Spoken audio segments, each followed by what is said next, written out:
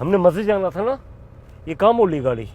अरे पापा, एक ज़रूरी काम है, दोस्त से मिलना है, बस उसके बाद चलते हैं मस्जिद।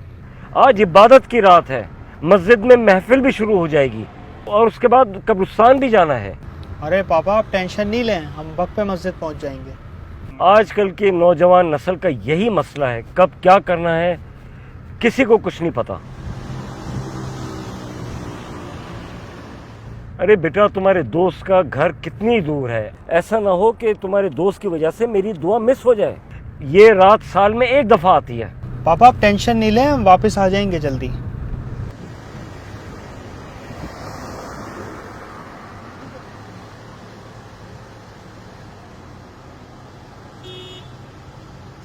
अरे बेटा, इबादत की रात है, गुनाह माफ कराने की रात है, तुम ना जाने यहाँ पे मुझे क्यों लेकर के आ गए हो।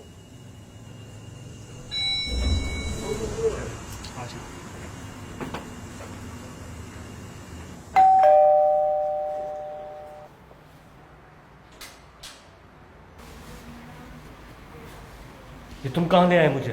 पापा एक मिनट अंदर तो चले। तुम घर चलो, इधर मुझे नहीं जाना। मेरी खातिर एक मिनट अंदर तो चले। तुम घर चलो। अंदर तो चले।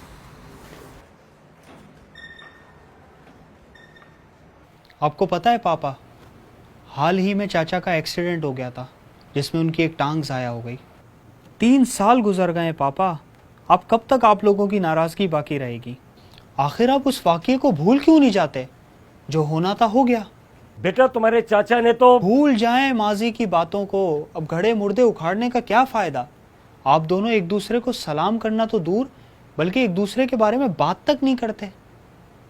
आपको पता है आपकी हालत देख के दादा अब्बू को कितनी तकलीफ होती होगी। प्लीज़ पापा प्लीज़, आज बड़ी रात है, एक दूसरे को माफ़ कर दें, क्योंकि आज रात वही लोग बख्शे जाते हैं जिनके दिल नफ़रतों से पाक होते हैं। अब मज़ीद हमें अपने दिलों में नफ़रतें नहीं रखनी चाहिए, क्योंकि पापा ज़िंदगी का कुछ भरोसा नहीं। आए हम एक दूसरे को माफ़ करते हैं और अल्लाह ताला को राज़ी करते हैं। आ जाए। शबे बारात आने वाली है।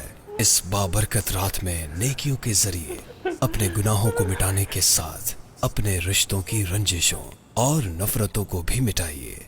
नबी करीम सल्लल्लाहु अलैहि वसल्लम का फरमान है, 6 आदमियों की इस रात यानी शबे बारात में भी बख्शिश नहीं होगी। शराब का आदी, माँ बाप का नाफरमान, जिना का आदी, कतई ताल्लुक करने वाला, तस्वीर बनाने वाला और चुगलखोर।